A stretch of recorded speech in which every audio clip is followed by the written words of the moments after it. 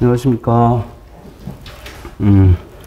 생물 변시 1차 대비 기출문제 해설 특강 시작하도록 하겠습니다. 일단 이번 특강에 대해서 간단히만 설명을 좀 드리겠습니다. 최근 5년이라고 했는데 정확히 5년은 아니고 한 50문제 이상 5회에 걸쳐서 풀게 될 거고요. 그 기출 해설 특강 취지는 생물이 그 이론이 굉장히 많죠. 그래서 그냥 여러분들이 이제 변시 1차를 공부하시면 생물에 한 달 정도 시간 투입하실 수 있는데 그동안의 생물을 다 열심히 공부해서 수준을 높여서 좋은 점수를 얻겠다 쉽지가 않습니다. 그래서 지학의 경우는 그렇게 공부를 하시는 게 가능한데 생물은 좀 어렵고요. 생물 이론의 양이 많기 때문이죠. 그러니까 뭐 학문 자체 이론의 양이 많다기보다는 기출 문제들을 보시면 지학은 영역이 좀 좁습니다. 수준도 적정하고. 근데 생물은 그렇지 않고요.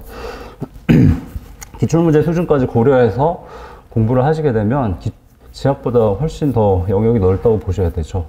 그래서 생물은 어쩔 수 없이 선택과 집중을 하셔야 됩니다. 그래서 어쩔 수 없는 부분, 잘 안 나오는 부분, 다른 시험엔 잘 나와도 우리 시험엔 잘 나오지 않는 부분은 희생을 하셔야 되고요.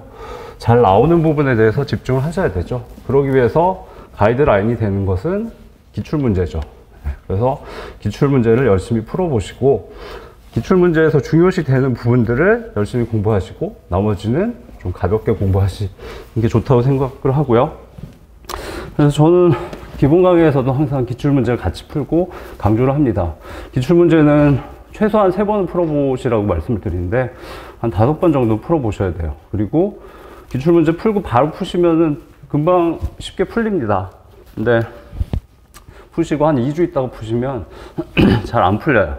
그 기출문제 풀 때 논리들이 기억이 나지 않기 때문에 2주 후에 풀면 안 풀립니다. 그러니까 텀을 두고서 한 5번 정도 풀어보시는 게 좋고 최소한 3번은 풀어보셔야 되고 그 다음에 기출문제를 통해서 문제도 풀이하셔야 되지만 우리 시험에서 잘 나오는 생물학의 영역에 대해서 매핑을 하셔야 돼요. 어떤 영역이 어떤 깊이로 어떤 지문으로 나오는지를 머릿속에 집어 넣으셔야지 기본서를 공부하실 때도 밀도 있게 공부를 하실 수 있고 스캐닝 하실 부분은 빠르게 넘어가실 수 있습니다. 그래서 기출을 중요시 해야 되고 그다음에 이번 강의에서는 기출문제 풀이도 당연히 하고 기출문제 풀이를 통해서 좀 해설을 자세하게 작성을 했거든요. 풀이를 통해서 핵심 이론들을 같이 설명을 드릴 거예요. 그래서 그 부분들이 사실 여러분들이 기본서에서도 가장 중요한 이론들이죠. 그 부분들을 좀 더 밀도 있게 공부하기 위해서 자료를 작성을 했습니다.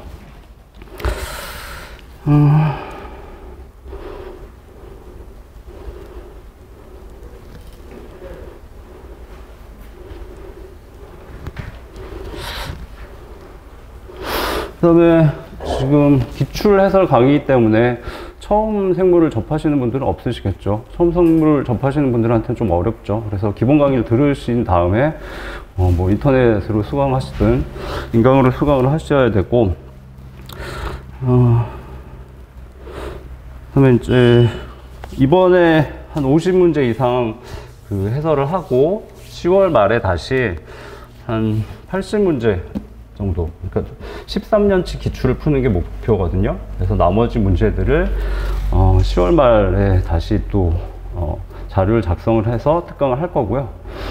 그래서 이번에 50 몇 문제, 다음번에 한 70 몇 문제 정도 될 겁니다. 그래서 13년치 정도 기출 풀이를 할 텐데 그 정도 공부하시면 생물 대비로 기출에 대해서는 완벽하다고 할 수 있고요. 물론 기출을 다 풀 수 있다고 해서 생물을 뭐 다 맞을 수 있는 건 아니죠. 그렇지만 여러분들이 공부하셔야 되는 그 영역들의 한 7, 80%는 커버가 된다고 보셔야 됩니다. 그렇게 공부를 하시고 나머지 기본서에 기출엔 나오지 않지만 워낙 중요한 것들이 있죠. 그런 영역으로 약간 확장을 하셔서 생물을 대비하시는 게 맞다고 생각이 되고요. 그래서 이번 강의, 그 다음에 10월 말 특강을 준비를 했습니다. 그리고 이 자료를 만든 이유는 좀 변시계에서 그 생물 기출에 대한 좀 자세한 해설 자료를 구하기가 되게 힘들다고 하더라고요. 그래서 가능하면 좀 해설을 자세하게 넣으려고 노력을 했고요. 네, 그래서 공부하실 때 풀어보시고 나중에 혼자서 기출을 또 풀어보실 때 도움이 되도록 작성을 했습니다. 그래서 이제 시중에 있는 그 해설 자료는 용도가 좀 다르죠. 그러니까 2월에 시험이 끝나면 바로 이제 해설 자료들을 업로드 해 주시는데, 그 내용은 이제 생물 공부를 많이 한 사람들이 내가 이 문제를 왜 틀렸구나, 아니면 왜 맞았구나 체킹하기 위한 정도의 해설이고, 저는 그런 해설이 아니라 이제 아까 말씀드렸듯이 기출과 관련된 핵심 이론들을 정리하기 위한 해설 자료입니다. 그래서 목적이 좀 다르다는 거를 이해해 주시고요. 그 다음에 이제 10월 말에 그 나머지 이제 기출 해설 특강을 할 거고, 그 다음에 11월이나 12월에 이제 다른 강의에 대한 소개인데, 코로나 바이러스에 대한 특강을 무료로 할 거고요. 그 다음에 좀 생물은 시사성 있는 내용들이 나오죠. 그래서 그 시사성 테마들을 정리를 해서 무료 특강을 그때 다시 할 겁니다. 그래서 그때 시간 되시는 분들은 들으셨으면 좋겠고, 자, 자료는 이제 두 가지를 나눠 드렸죠. 하나는 기본 자료고, 이제 하나는 21년 자료인데, 자료를 간단히 말씀드리면,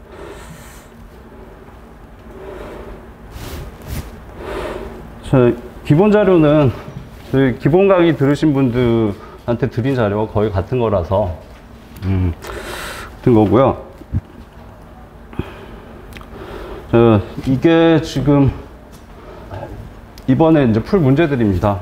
2021년부터 2009년 사이에 이제 2021년, 20년, 19년은 전체 다 풀 거고, 그 다음에 여기를 보시면 이제 광합성 같은 경우는 이렇게 여기 파란색으로 표시되어 있죠. 이것들은 같이 풀어서 공부를 해서 풀어야 되거든요. 그래서 같이 수록을 했습니다. 그래서 이 안에 다 포함이 되어 있죠. 그래서 이 윗부분들은 그 공통적인 공통 영역의 문제들인데, 이 세 개 19년부터 21년 사이 이 자료에서 같이 풀게 됩니다. 그래서 문제가 한 55문제 정도 됩니다. 그래서 이번 특강에서는 이 문제들을 풀이를 할 거고요. 그 다음에 13년 기출문제에 대해서 이제 그 기출문제 테이블을 작성을 해놨고요.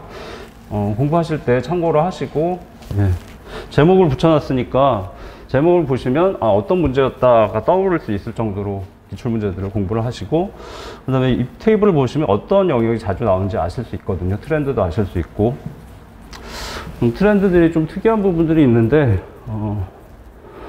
여기 이제 뒤쪽에다가 여기 카테고리를 나눠서 설명을 넣어놨습니다. 근데 이 카테고리는 영역별 카테고리가 아니라 출제 경향별 카테고리고요. 한번 읽어보시고 공부하실 때 참고하시고, 여기 카테고리 3 부분은 이제 세포과 광합성이 포함되어 있는데, 우리 시험에서는 그렇게 어려운 문제들이 나오지 않았습니다. 지문이 핵심적이고 기본적인 것들이 나오는데, 사실 그것도 맞추기가 쉽지는 않습니다. 왜냐하면 세포과 광합성은 굉장히 체계적이고 서로 관련이 돼 있고 반대 방향으로 대칭이 되는 부분이 있기 때문에 전체를 이해 못하면 공부를 해도 다 날아갑니다. 그래서 기본적인 지문을 못 맞추게 돼서 체계적이기 때문에 좀 공부하기 어렵습니다. 그렇지만 여기서 무조건 득점을 해야 됩니다. 1년에 1.5문제 정도 나오죠. 여기 13년간 13%니까 1.3문제 정도네요. 그래서 세포흡이나 광합성은 무조건 한 문제는 나오고, 어떨 땐 두 문제가 나오죠. 무조건 맞히셔야 됩니다. 뒤쪽에 보시면은 뭐 인체 생리학 부분이 있는데, 인체 생리학 부분은 난이도가 출제 경향을 파악할 수 없을 정도로 나옵니다. 굉장히 유치하게 쉬운 것부터 일반적인 것부터 아예 그 대학 일반 생물학을 공부해도 못 푸는 문제까지, 여기서는 무조건 득점하기가 힘듭니다. 여기는 쉬운 문제들을 방어적으로 공부하셔야 되는 영역인데, 여기 세포 광합성이나 뭐 세포 분열 아니면 유전자, DNA 복제, 발현 이런 부분은 난이도가 그렇게 높지 않으면서 핵심적인 부분이 나오기 때문에 무조건 득점하셔야 되는 부분이에요. 근데 세포과 광합성을 이제 처음에 공부를 하실 텐데, 많이 나오긴 했는데 경향성이 여기 세포 호흡이 5년간 안 나왔어요. 그리고 광합성은 5년간 계속 나왔습니다. 광합성이 더 중요하니까 광합성만 하면 된다는 아니고, 세포흡이 안 나왔으니까 갑자기 나올 수도 있다. 트렌드를 보실 수 있죠. 테이블 보시면서 한번 분석을 해보시고, 네, 이게 아까 출제 경향별로 분석을 한 내용입니다. 한번 읽어보시고, 그 다음에 이제 뒷부분에 정답하고 기출문제가 수록이 되어 있습니다. 문제만 수록이 되어 있죠. 이건 기본 자료고, 두 번째 자료는 아까 보여드린 21년, 20년, 19년 3개 자료로 구성을 했는데, 첫 번째로 21년 자료부터 공부를 하시겠습니다. 네, 그래서 일단 강의에 대한 간단한 오리엔테이션을 마쳤고요. 실제 내용으로 들어가도록 하겠습니다.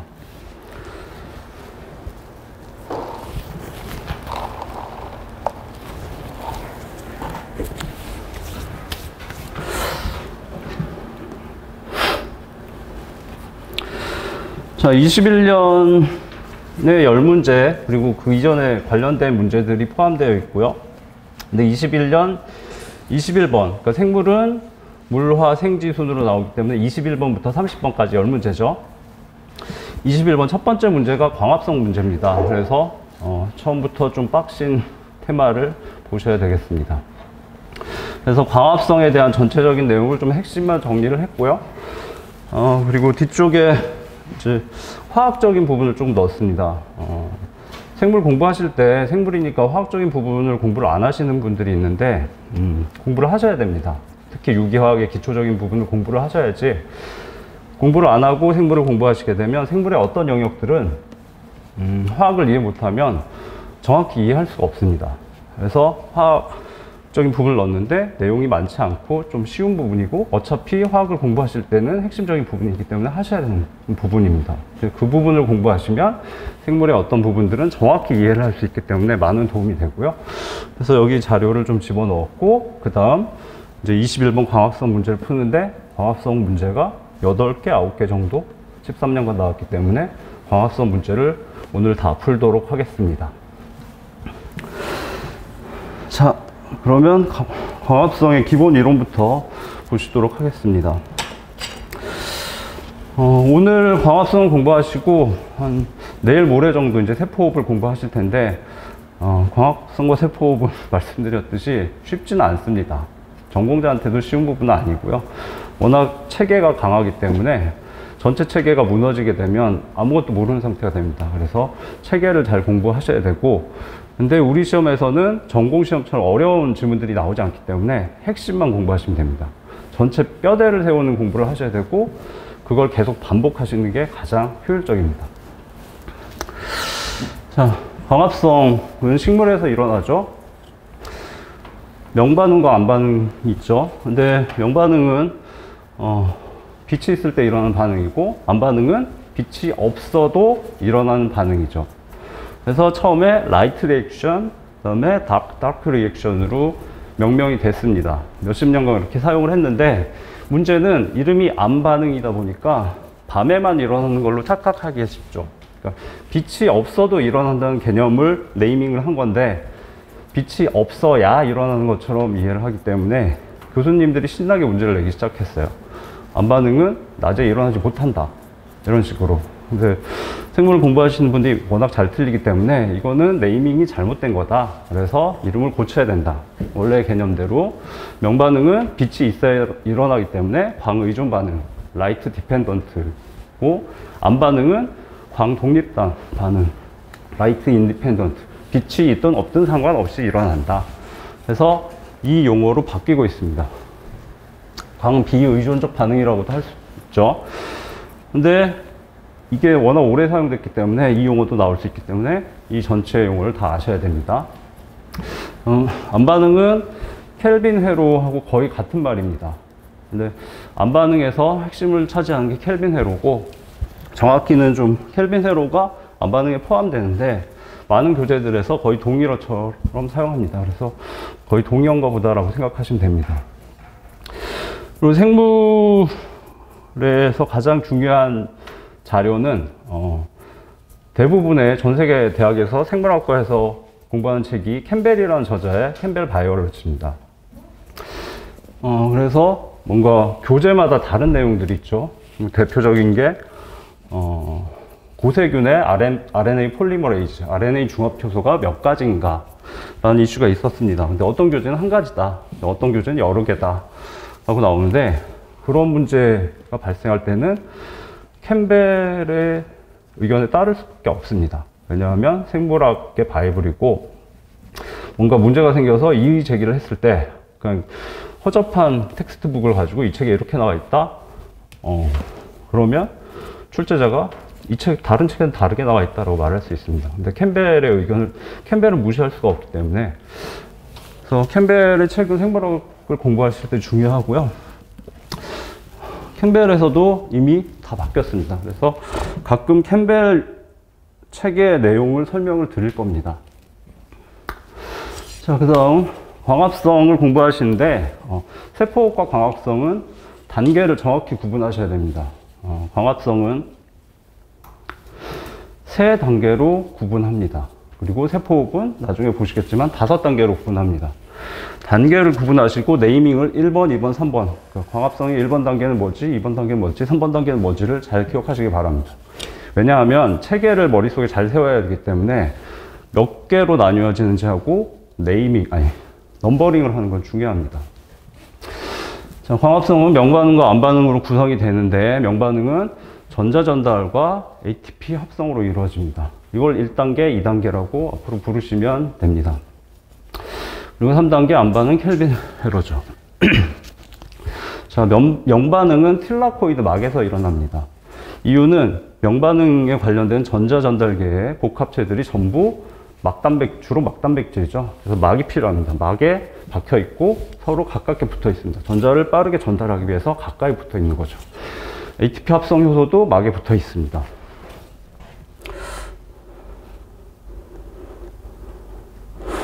자, 이게 명반응이죠. 여기서부터 여기까지가 전자전달계죠. 그 다음에 저게 ATP 합성 효소입니다. 전부 다 막에 박혀 있어요.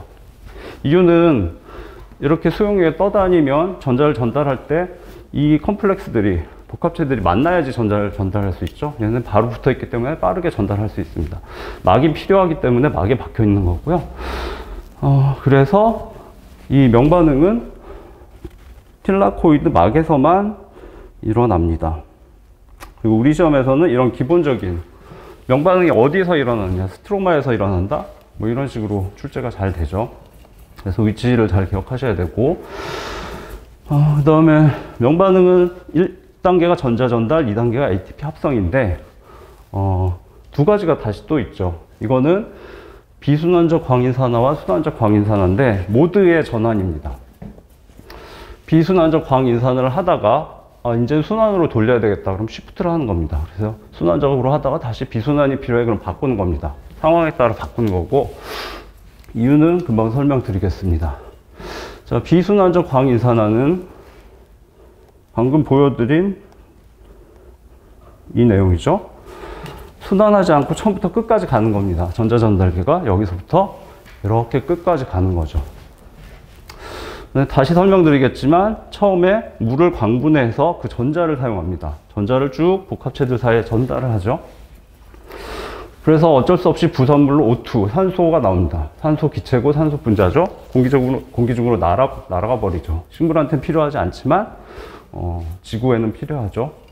그래서 산소가 발생하고, 이렇게 전자 전달되는 과정에서 전자가 여기 사이토크롬 복합체에다가 에너지를 줍니다. 그럼 얘가 양성자 펌프로 작용해서 양성자를 펌핑을 하고, 나중에 ATP 합성 효소에서 ATP를 합성을 하죠. 중간에 ATP가 합성이 됩니다.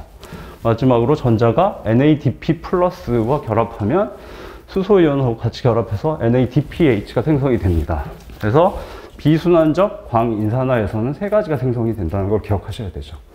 부산물 산소, 그래서 ATP, 그 다음 NADPH 세 가지가 다 생성이 됩니다.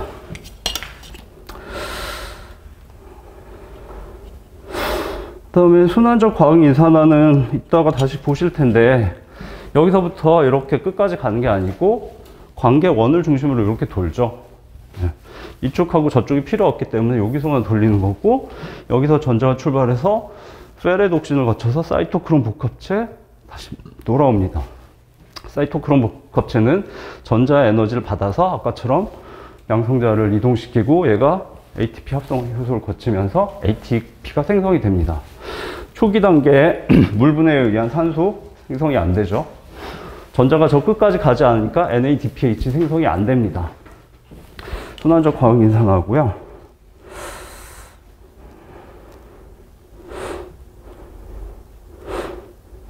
처음부터 좀 빡세죠? 견디셔야 됩니다.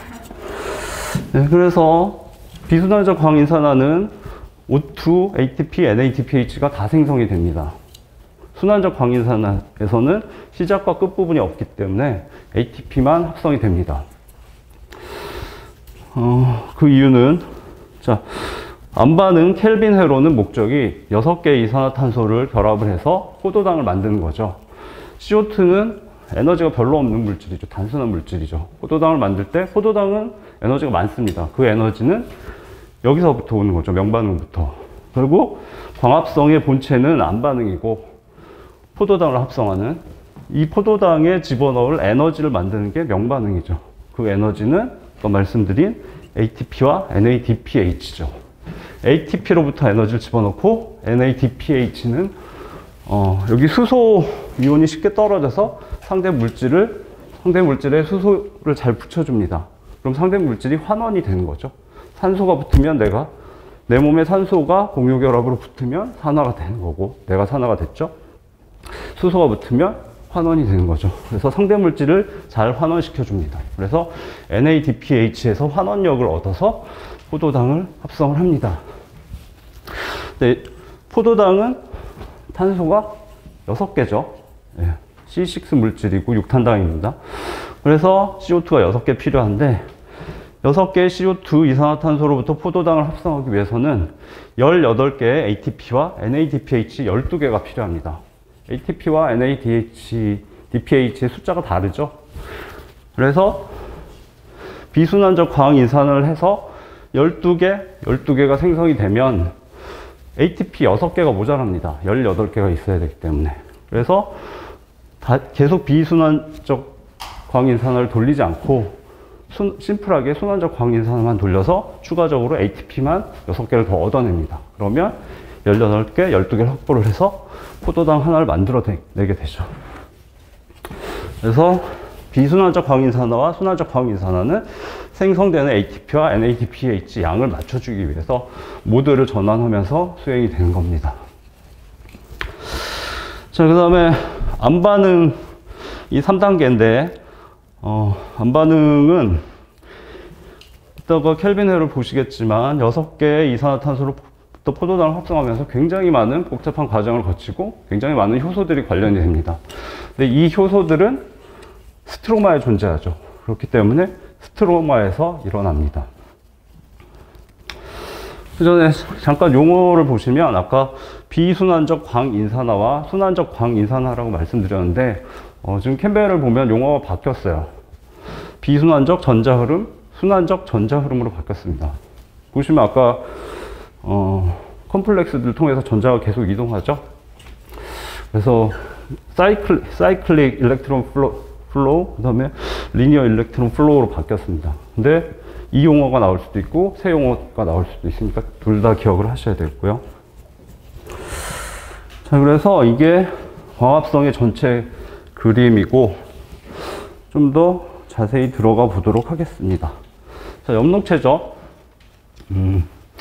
주로 식물세포의 내부에 있고 이렇게 생겼는데 엽록체는 원래 세균이죠. 네. 그 세포 내 공생설을 배우셨을 텐데 엽록체는 원래 남세균이었습니다. 남세균이 원시적인 진핵세포 내부로 들어가서 공생하게 된 거죠. 옛날에 원시 진핵세포가 남세균을 먹었는데 뭐 라이소좀 같은 걸로 분해를 시켜서 영양분을 보통 빼먹는데 뭐 라이소좀이 고장 났거나 했겠죠. 분해를 못 시키고 진핵세포 안에 그냥 존재했습니다. 근데 진핵세포는 영양분을 얻기 위해서 굉장히 많은 노력을 해야 되죠. 영양물질을 찾아내거나 다른 세포를 잡아먹거나. 근데 이 남세균은 혼자서 쪼물딱쪼물딱 하더니 녹말을 잔뜩 만들어서 혼자 먹는 거죠. 그래서 진핵세포가 이 남세균의 뛰어난 점을 알고 같이 공생을 하게 된 거죠. 그래서 이 남세균은 녹말을 공급해주고, 그 다음에 진핵세포는 이 남세균에게 안락한 휴식처를 제공을 해주고, 그런 공생관계가 된 거고요. 그래서 원래 세균이었기 때문에 굉장히 구조가 단순합니다. 보시면 세포막밖에 없어요. 세포막이 있고 안에 그냥 대부분 세포질입니다. 여기 틸라코이드들을 크게 그려놨지만 틸라코이드는 그렇게 크지 않고요. 세균이기 때문에 대부분의 물질은 이 세포질 부분에 존재하겠죠. 그래서 아까 말씀드린 자신의 DNA도 세포질에 존재하고, 라이보솜, 단백질 합성을 위한 라이보솜도 세포질에 존재하고, 그 다음에 복잡한 효소들도 다 세포질에 존재합니다. 아까 암반응이 스트로마에서 일어난다고 말씀드렸죠? 그 이유는 효소들이 다 여기 존재하기 때문입니다. 스트로마는 엽록체의 어떤 부분이지만 실제 세균이었던 시절에 세포질에 해당하죠. 거기에 대부분의 물질이 있기 때문에 거기서 암반응이 일어날 수밖에 없는 겁니다. 다음 명반응은 틸라코이드 막에서 일어나는데, 이 남세균은 광합성을 하기 위해서 막이 필요했던 거죠. 근데 자신의 세포막을 사용하지 않고 광합성을 하는 특수한 세포 소기관인 틸라코이드, 그라나를 만들어낸 겁니다. 자, 이름을 보시면 엽록체는 일단 이중막으로 되어 있죠. 외막과 내막이 있고 막 사이에 막간 공간이 있습니다. 외막은 엽록체 자신의 물질이 아니죠. 예, 외막은 아까 말씀드린 공생설에 따라서 진핵세포에 남세균이 들어가서 엽록체가 됐는데, 남세균이 들어가면서 진핵세포의 세포막이 끌려 들어간 겁니다. 그래서 이 외막은 엽록체의 막이 아니고 진핵세포의 세포막이었던 거죠. 그다음 이 내막이 원래 세균이었을 때 자신의 세포막입니다. 그 다음에 스트로마, 실제로는 세포질에 해당하죠. 암반응의 장소이고, 그 다음 틸라코이드 내강, 요걸 틸라코이드라고 하죠. 그리고 틸라코이드들이 이렇게 층층이 쌓이게 되면 그라나라고 불립니다. 그라나는 자세히 모르셔도 되는데 동전들이 이렇게 쌓여있는 모양이라고 하죠. 그 다음에 틸라코이드 안쪽이 내강이고, 틸라코이드 막이 명반응의 장소죠. 명반응은 막이 필요한데 자신의 세포막을 사용하지 않고 틸라코이드라는 세포 소기관을 만들어내서 그 막들을 이용을 해서 명반응을 일으킵니다. 그 다음에 뭐 생성된 녹말들도 있고 자신의 라이보솜 DNA가 있죠. 그래서 그 명반응이 어디서 일어나고 암반응이 어디서 일어나는가, 그냥 단순 암기할 사항이 아니고 말씀드렸듯이 대부분 효소가 스트로마, 세포질에 있기 때문에 암반응이 여기서 일어나고, 명반응은 일부러 명반응을 위한 세포막들을 막 구조를 만들어냈죠.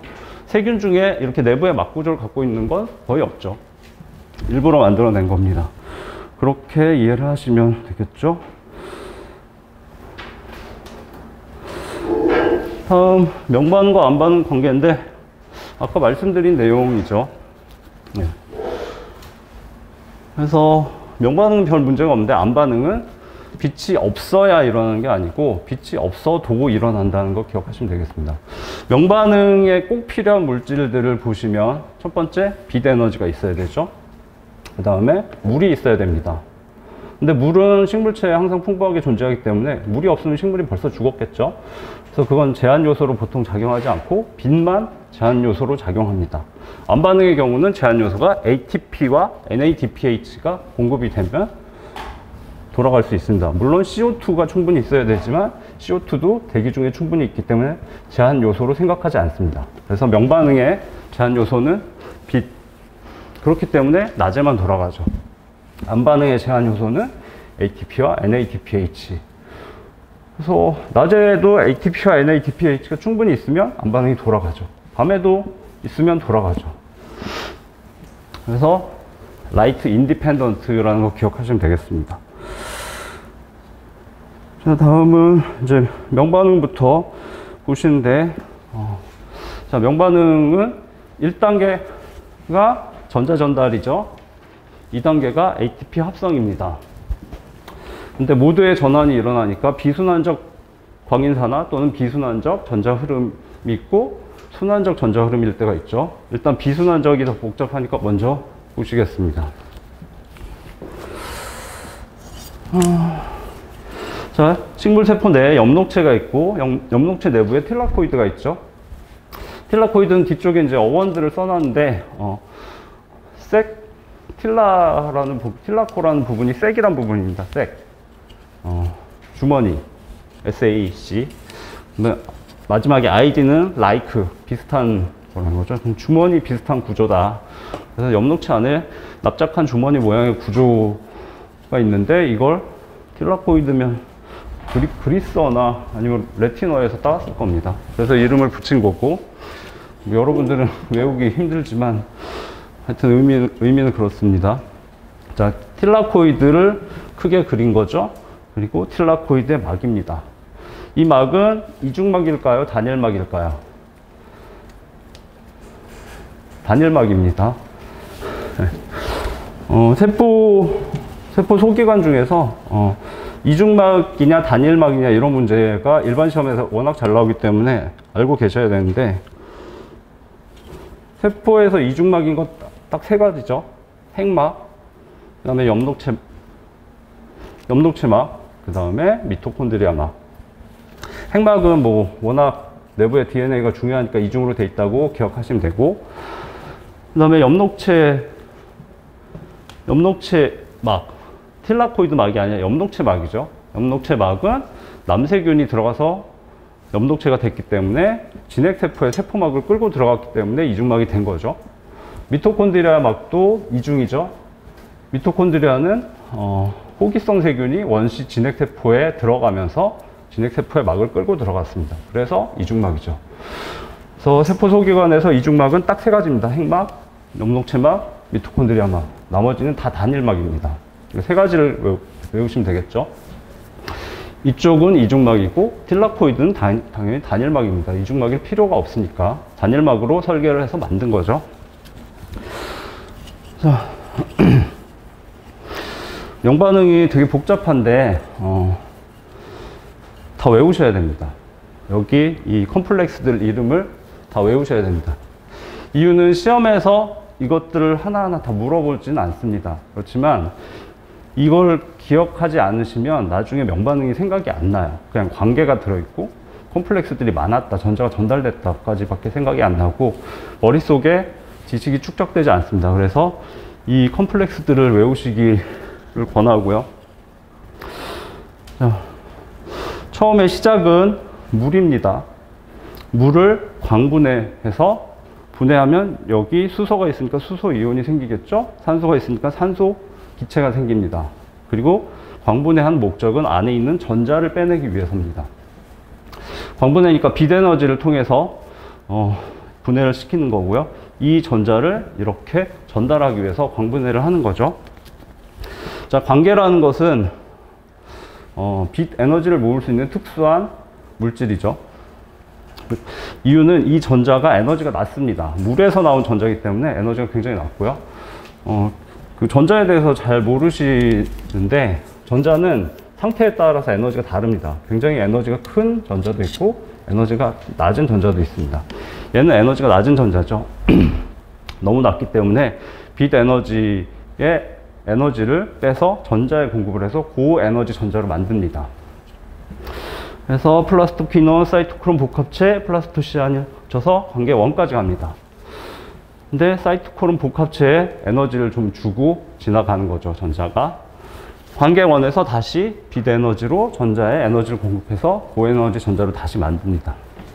페레독신, 그다음에 NADP 플러스 환원 효소를 거쳐서 이 전자가 NADP 플러스에 결합하고 어떤 수소이온이 같이 결합해서 NADPH가 생성이 됩니다.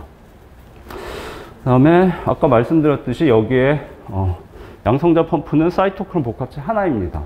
이 전자 전달계 중에서 얘만 에너지를 받으면 프로톤, 양성자를 한쪽으로 이동시킬 수 있습니다. 그래서 양성자를 이쪽 안쪽으로 이동을 시키고, 이유는 보시면 엽록체 이쪽 세포질에 해당하는 부분이 스트로마죠.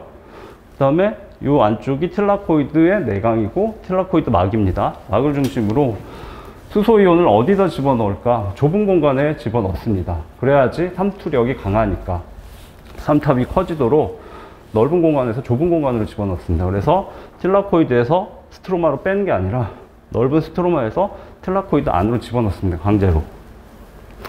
그리고 그 삼투력, 그 에너지가 ATP 합성 효소에 전달되고, 그 ATP 합성 효소는 그 에너지를 이용해서 ADP에 인산기를 결합시켜서 ATP를 합성을 하게 되죠.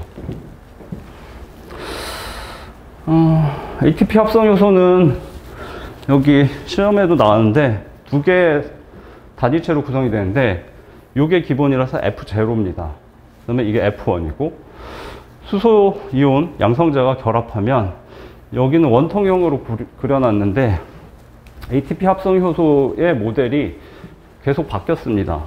좀 연구하기가 힘들죠, 작기 때문에.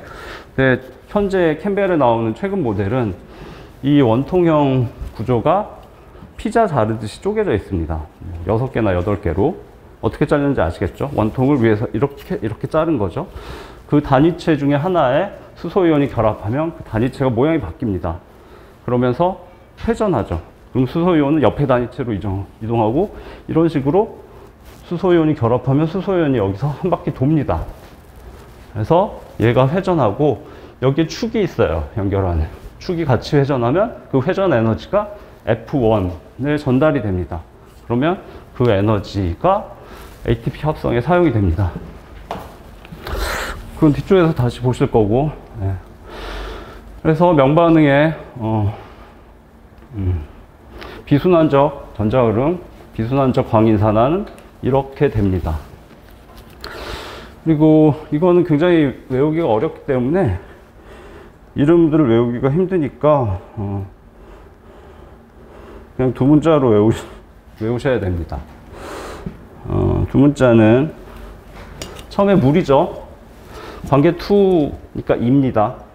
관계는 포토 시스템 2이기 때문에 PS2로 나올 수도 있습니다. 어찌됐든 그 다음에 플라스토키노의 퀴, 사이토크롬 복합체 4, 시아닌, 그 다음 관계 1, 페레독신, 그 다음에 NADP 플러스 환원 효소.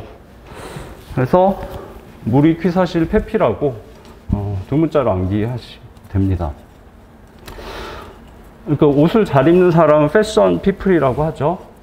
그래서 물이 귀해서 아주 뛰어난 1등 페피들이 다 죽었다라고 생각을 하시면 외우실 수 있겠죠. 네. 이렇게 외우시고, 그 다음에 이름들이 굉장히 어렵죠. 그래서 그 어원들을 좀 써놨습니다. 보시면 틸라코이드는 아까 말씀드렸죠. 틸라코까지가 색이고 아이디가 라이크라서 주머니 형태의 소기관.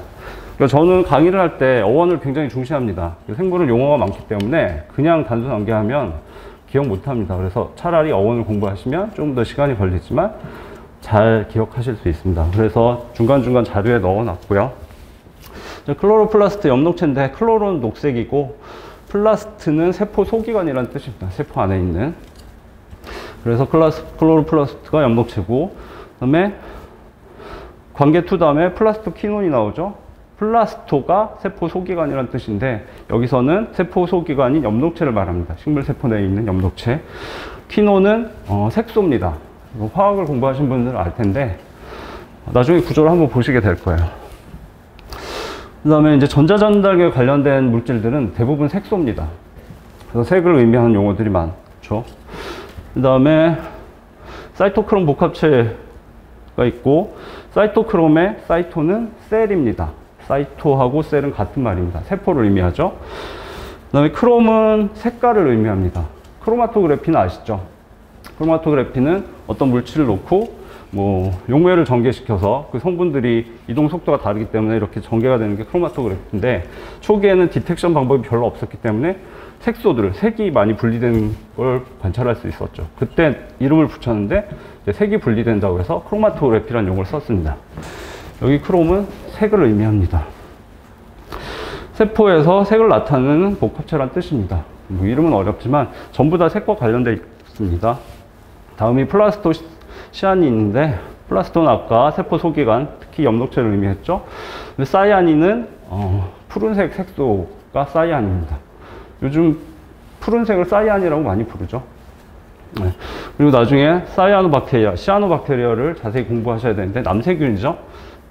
파랗던, 아주 파랗다는 뜻입니다. 남은 청록색이란 뜻이죠. 여기 사이아는 푸른색을 의미합니다.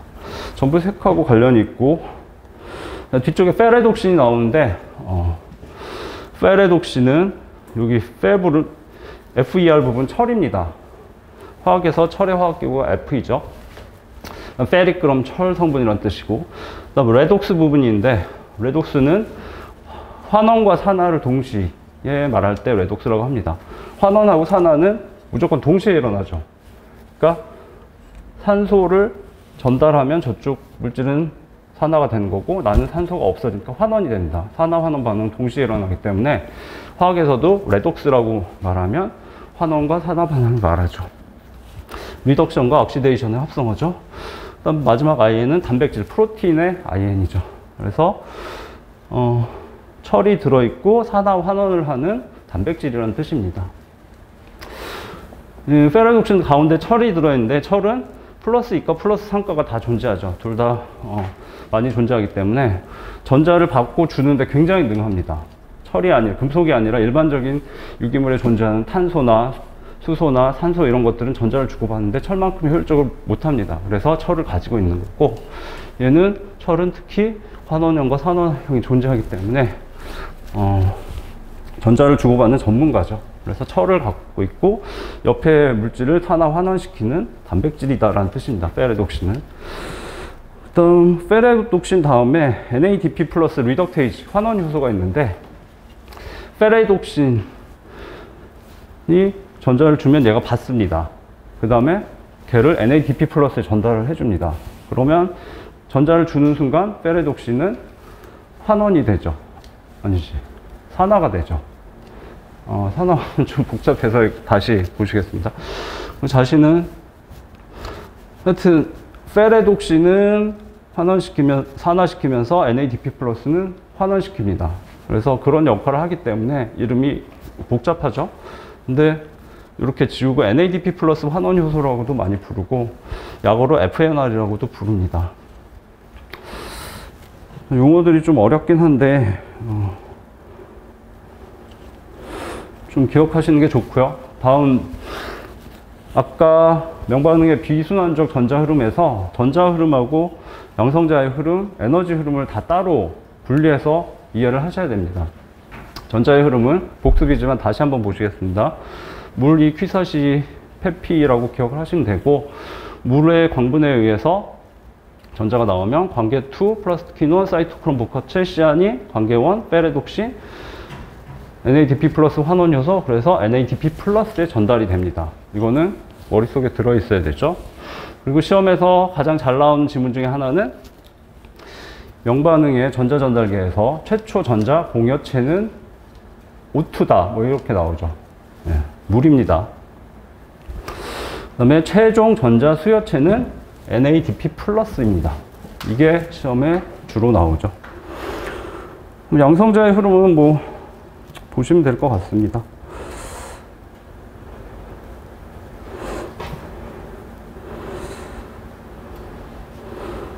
자, 그래서 명반응의 비순환적 전자 흐름, 비순환적 광인 산화는 그렇게 이해하시면 되고, 근데 그 전자 전달계 중에서도 관계가 가장 중요하죠. 시험에서도 잘 나오고, 그래서 관계 그림을 다시 한번 그려놨고요. 이것들은 기억하셔야 되죠. 일단 관계 2가 먼저 나오고 관계 1이 다음에 나온다는 거 주의하셔야 되죠. 얘는 왜 그렇게 했는지 몰랐는데 그냥 발견 순서라고 합니다. 이게 먼저 발견됐기 때문이죠. 근데 또 다르게 생각하면 순환적 광인산화에서는 얘만 돌죠. 그래서 얘가 더 중요하니까 얘가 관계 1, 얘는 안 돌기도 하니까 관계 2다라고 기억을 하시고, 관계는 아까 엽록체 틸라코이드 막에 박혀 있죠. 전자전달계와 ATP 합성 효소는 다 막에 박혀 있습니다. 자, 관계 2부터 보시면 가운데 리액션 센터가 있습니다. 우리말로 반응 중심이라고 하죠. 복합체고 단백질들이 여러 개 복합되어 있습니다. 이게 핵심 구조고, 바깥쪽에 이렇게, 이건 평면이고 이렇게 둘러싸면서 집광 복합체, 라이트 하비스팅 컴플렉스가 있습니다. 얘들이 빛 에너지를 모아서 이 안쪽에 전달을 해주는 거죠.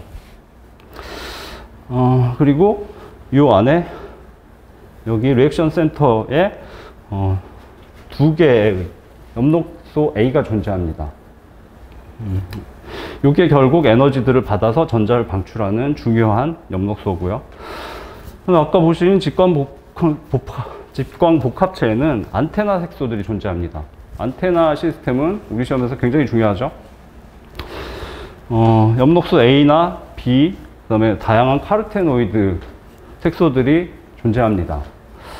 엽록체에서 가장 중요한 색소는 엽록소 A입니다. 근데 엽록소 A는 특정 파장의 빛만 흡수하고 나머지 파장을 버립니다. 아깝죠? 그러니까 다양한 색소들을 포진시켜서 다른 파장들까지 다 흡수해서 여기로 보내는 겁니다. 카르티노이드는 하나의 물질이 아니고 카로틴 계열하고 잔토필 계열. 카로틴 계열이라 그러면 카로틴 유도체들이 굉장히 많이 존재합니다. 종류가 다양하죠. 그 물질들은 각각 흡수하는 파장이 다릅니다. 그래서 여러 가지 카로틴들이 존재하고 잔토필도 여러 가지 잔토필이 존재하죠. 다양한 색소들을 집어넣어서 다양한 파장의 빛을 다 흡수하는 게 안테나 시스템입니다. 그러니까 색소가 한 가지가 아니기 때문에 많은 파장의 빛을 흡수할 수 있죠. 흡수해서 여기 엽록소 A 2개가 있습니다. 이 개수는 캠벨상으로 a pair of chlorophyll이라고 되어 있습니다. 페어이기 때문에 2개라고 생각하시면 됩니다. 그 다음 얘가 에너지를 받으면 고에너지 전자를 만들어서 이쪽으로 보내주죠. 처음 전자를 받기 때문에 1차 전자 수용체라고 합니다. 이 이름들은 대충 기억하셔야 되고요. 그 다음에 여기 엽록소 A는 특별한 이름이 있죠. P680이라고 합니다. P의 P는 피그먼트, 색소죠. 네. 광합성이나 뭐 전자전달에 관련되면 색소 이름이 많이 나옵니다. 그 다음에 680은 680 나노미터를 잘 흡수한다는 뜻입니다. 그래서 엽록소 A인데 특별한 이름을 갖고 있다 기억하시고, 그 다음에 저쪽에 관계원은 거의 같은데 얘만 다르죠. P700입니다. 얘는 엽록소 A인데 700 나노미터를 잘 흡수를 합니다. 근데 이게 우리 시험에선 잘 나오죠. 그래서 암기하실 때 시험에 이렇게 나오죠. 관계 2에는 P700이 존재한다. 단순 암기인데 틀리실 수 있으니까 2니까 여기다 10을 곱하면 20이죠. 680하고 더하면 700이죠. 그렇게 기억하시면 되겠습니다. 관계 1은 P700입니다.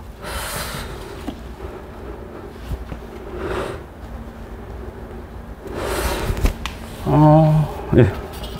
이거는 아까 명반응의 비순환적 전자흐름, 비순환적 광인산화 같은 내용인데 관계에서 일어나는 일이 중요하기 때문에 다시 한번 그림을 그린 겁니다. 물 2, Q4C 1, 페레독신 NADP 플러스 이렇게 전달이 되는데, 관계에서 일어나는 걸 다시 한번 보시면 물이 광분해돼서 O2 산소가 나오죠. 부산물이고 날아가 버리죠. 그다음에 H 플러스 수소이온이 나오고 전자 2개를 빼냅니다. 이 전자 2개가 P680이었죠. 엽록소 A지만 680을 잘 흡수하는 P680에 전달을 해주고, 그 다음에 여기 안테나 색소들이 다양한 파장의 빛 에너지를 모아서 에너지를 전달을 해줍니다. 그러면 여기서 전자를 고에너지 전자를 만든 다음에 1차 전자 수용체로 전달을 해주죠. 그 다음에 이렇게 해서 플러스 퀴돈, 사이토크롬 복합체, 플러스 사이아닌으로 가고, 다시 한번 여기서 에너지를 받아서 페레독신 이렇게 전달이 됩니다. 이 내부에서 일어나는 것도 이해를 하셔야 되기 때문에 그림을 다시 보여드렸고요. 자, 명반응에 이제 이번에는 순환적 전자 흐름이죠. 얘는 왜 일어나죠? 예. 명반응에서 생산되는 ATP 양이 더 많아야 되기 때문이죠. ATP는 18개, NADP 플러스는 DPH는 12개가 필요하기 때문에 ATP가 부족하면 비순환적으로 전환을 해서 돌리는데, 자, 여기서부터 P700이죠. P700이 이렇게 안테나 색소들로부터 에너지를 받아서 고에너지 전자를 1차 전자 수용체에 전달을 해줍니다. 얘가 페레독신으로 가는데, 여기 페레독신 같은 겁니다. 페레독신으로 가서 사이토크롬까지만 갑니다. 그래서 사이토크롬에 전자가 에너지를 사이토크롬 복합체에 전달해주고 플라스토사이안을 거쳐서 다시 돌아옵니다. 그러면 또 안테나 색소들이 에너지를 전달해주면 고에너지 전자가 다시 방출이 되죠. 이렇게 돌아가는데, 아까 사이토크롬 복합체에 에너지를 나눠줬죠. 그럼 얘가 양성자 펌프이기 때문에 양성자를 틸라코이드 내부로 집어넣고 나중에 ATP 합성 요소가 ATP를 합성을 하게 됩니다. 자, 이게 순환적 전자 흐름이죠.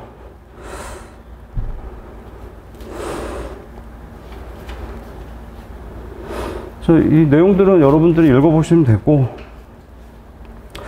근데 이 부분은 쉬운 부분인데, 기출문제에 NADPH가 어디서 합성되는가라는 문제가 나왔습니다. 그래서 그린 그림인데,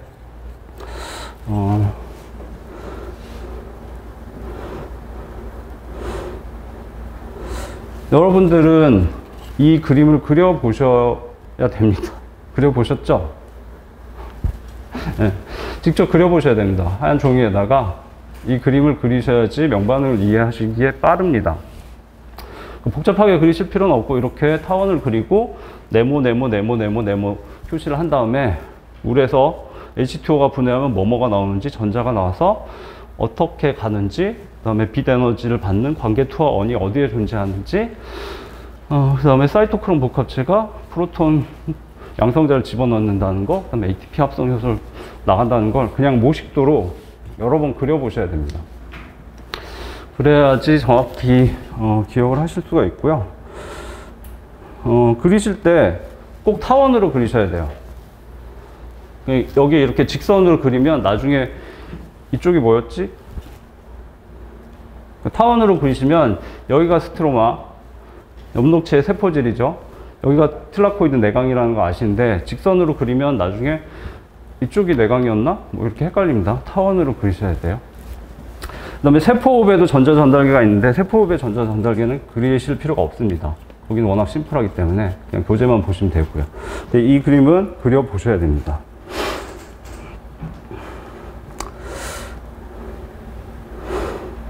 그래서 말씀드린 대로 그림을 그려보셨으면 마지막에 NADPH가 어디서 생성되는지 머릿속에 떠오릅니다. 근데 안 그려보셨으면 생각이 잘 안 나고, 직선으로 그리셔도 헷갈립니다. 타원으로 그리셔야 돼요. 타원 바깥쪽으로 나간다는 게 기억이 나실 겁니다. 자, NADPH는 무조건 스트로마에서 생성이 됩니다. 이유는 간단합니다. 그림으로 외우셔도 되고, 자, NADPH가 암반응에 공급이 되죠. 근데 암반응은 스트로마에서 일어납니다. 근데 만약에 이게 거꾸로, 시스템이 거꾸로 돼 있어서 NADPH가 틸라코이드 내강에서 생성이 된다. 그러면 NADPH를 트랜스퍼 프로틴을 이용해서 밖으로 빼내서 사용한 다음에 NADP 플러스가 되면 다시 안으로 집어넣어야 되죠. 세포는 그런 비효율적인 일을 절대 하지 않습니다. 당연히 암반응이 일어나는 스트로마에서 생성이 되는 게 당연합니다. 마찬가지로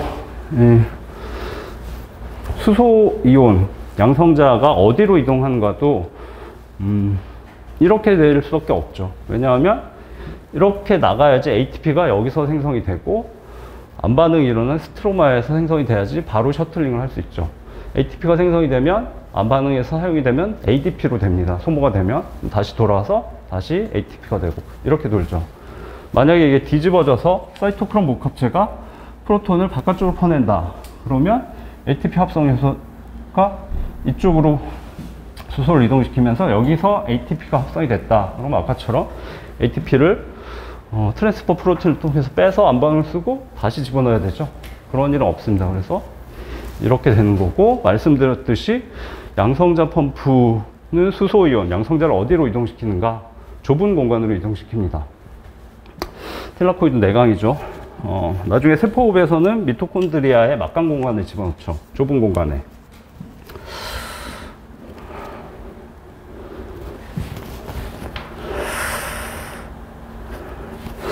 네, 영반응은 여기까지이고, 좀 어렵지만 사실 이게 핵심적인 내용이고, 여러분들은 어떻게 공부를 하셔야 되냐면, 제가 방금 말씀드린 거를 길을 걸어가면서 랩을 하듯이 얘기를 하실 수 있어야 돼요. 광합성은 3개 단계로 구성이 되고, 영반응과 안반응인데, 영반응에 1단계 전자전자, 2단계 ATP 합성이 있고, 3단계가 안반응이다. 켈빈 회로다. 그 다음에 순환적 전자 흐름이 있고 비순환적 전자 흐름이 있으며, 비순환적 전자 흐름은 물의 광분해부터 시작해서 관계 두 문자를 이용해서 그거를 쭉 읊을 수 있게 공부를 하셔야 돼요. 그리고 세포호흡도 그렇게 공부를 하셔야 되고, 그렇게 하지 않으면 기억이 안 납니다. 네. 그래서 지문들이 깊이 들어가는 기출 지문은 없으니까 방금 말씀드린 그 부분을 쉽지는 않지만 혼자서 중얼중얼 말할 수 있을 정도로 하시고 반복하시는 게 굉장히 중요합니다. 그리고 나중에 실전에서 광합성이나 세포 문제가 나오면 딱 보는 순간 헷갈립니다. 이게 어느 단계 뭐였지? 광합성인지 세포호흡인지부터 헷갈리고, 광합성이면 몇 단계에 나오는 건지부터 헷갈립니다. 근데 시간이 없기 때문에 그걸 빨리 단계를 찾아 들어가야 되는데, 그렇게 빨리 리액션 하기 위해서는 방금 말씀드린 것처럼 직접 말로 해보시는 게 가장 좋습니다. 네, 어려운 부분 공부하셨고 한 15분 휴식하시고 다음 진행하겠습니다.